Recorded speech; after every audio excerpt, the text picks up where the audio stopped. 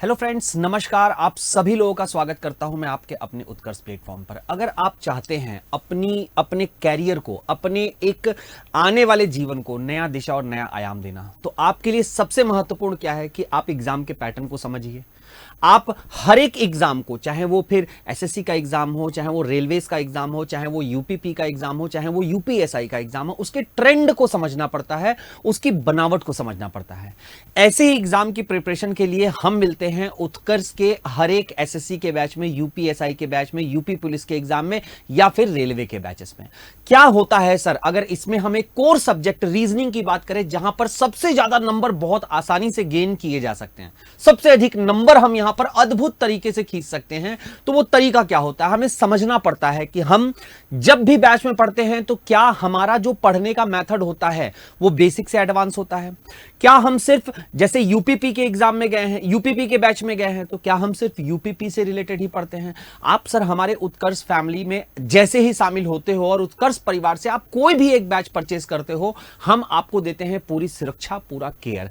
कैसे? अपने अपने सब्जेक्ट में माहिर सभी विशेषज्ञ जो है वो आपके सामने खड़े होते हैं और बताते हैं कि हर चैप्टर का एक तोड़ क्या होता है। हम आपको अपने बैच में यह भी सिखाते हैं कि अगर क्लॉक में आपके सामने क्वेश्चनों को फंसाने का तरीका हो कि कैसे फंसा सकते हैं हम, अगर वो आपसे 2:10 का पूछता है या 2:40 का पूछता है, तो हम आपको बनाते हैं एक स्मार्ट स्टूडेंट, एक ऐसा स्टूडेंट जो सीधे ये देखता है कि 10 का मतलब अंक 2 होता है और अगर ये बराबर है तो इसका आधा कर दो, यानी 5 डिग्री आंसर हो गया। हम आपको यह सिखाते हैं कि अगर आप एग्जाम में हमारा पढ़ा हुआ कंटेंट लेकर जाते हो तो आप एग्जामिनर को किस तरीके से फेलियर करोगे। 2:40 दिया है तो हम तुरंत इमेजिन करते हैं कि घड़ी में 2:40 का मतलब यह होता है। हम करते हैं 40 का मतलब कितना हो जाएगा, 40 का मतलब कितना हो जाएगा, 40 का मतलब हो जाएगा अंक 8, माफ करिएगा, हम यहां पर 8 को ऐसे खींच लेते हैं, 8 हो जाएगा। 8 और 2 के बीच का डिफरेंस हम लेते हैं 6 और 6 को 30 से करते हैं गुणा, ये मिलता है हमें 180 और 40 का हम सीधे आधा करते हैं 20। अब या तो आंसर हमें इसको जोड़ने पर मिलेगा या तो हमें इसको घटाने पर मिलेगा। हम करते हैं एक ऐसा प्रिपरेशन जिसमें आपको सिखाया जाता है हर जगह पर, हर टॉपिक पर हमें किस तरीके से वॉर करना है, एग्जामिनर के पॉइंट ऑफ व्यू से हमें किस तरीके से एग्जाम को क्लियर करना है। हम देखते हैं कि अगर हमारे पास रीजनिंग में कैलेंडर के क्वेश्चन आते हैं तो उनका परिवेश क्या है, उनका परिदृश्य क्या है, उनको पहचानने का तरीका क्या है। क्या ये एक साधारण वर्ष है? अगर इसका दोहराने वाला वर्ष पूछता है तो हम आपको सीधे बताते हैं कि कुछ नहीं करना है, 6 साल जोड़ दीजिए और 2007 आंसर ले लीजिए। हम आपको यह भी बताते हैं कि अगर कोई लीप ईयर है तो हम उसमें आपको +28 का कॉन्सेप्ट भी सिखाते हैं, +40 का कॉन्सेप्ट भी सिखाते हैं और सबसे बड़ी बात कि हम आपको -28 का भी कॉन्सेप्ट सिखाते हैं, जिससे बच्चे का प्रिपरेशन होता है कंप्लीट।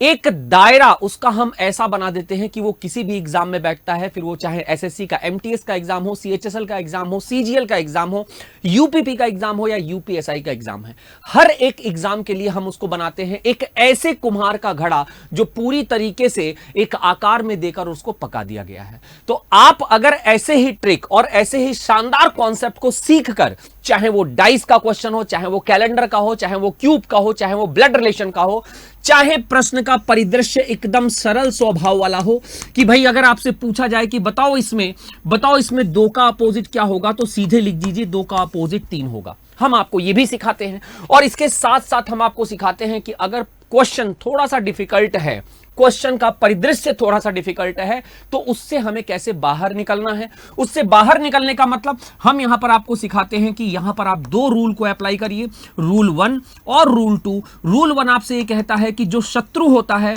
वो कभी भी साथ नहीं दिखता है। आप ये सोचिए ना, अगर आपका कोई शत्रु हो, अगर आपका कोई दुश्मन हो जिससे आपकी दुश्मनी हो, तो वो जिस रास्ते से आ रहा होगा ना, उस रास्ते को या तो आप बदल कर चलोगे, बदल कर चलने का मतलब कि आप युद्ध नहीं करना चाहते हो, या उस रास्ते पर आप चलोगे कि आज हम इससे युद्ध करके पुराने जितने रंजिश हैं वो सब खत्म ही कर लेते हैं। तो मेरे भाई, हम भी यहां पर 2 रूल लेके चलते हैं कि जो यहां पर अपोजिट है, जैसे 1 का 3 है और 2 का 4 है और 5 का 6 है, तो क्या वो एक साथ दिखाई दे रहे हैं? क्या 1 3 आपको कहीं एक साथ दिख रहा है?